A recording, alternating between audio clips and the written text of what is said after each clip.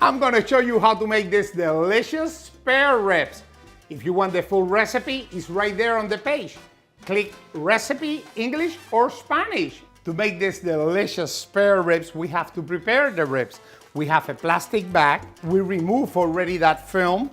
We put the ribs in the bag. And you know what I'm using to have that barbecue flavor? Liquid smoke. Half water and half liquid smoke.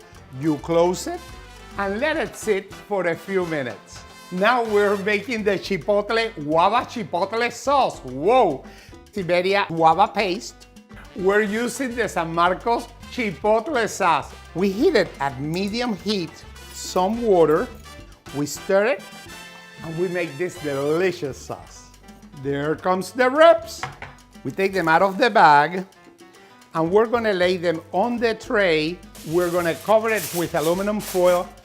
We put it on the oven at 550 degrees from 45 to an hour. When we remove the aluminum foil, do it very gently and never facing your face. We turn them around and now we pour the sauce. We take them back to the oven for the sauce to heat.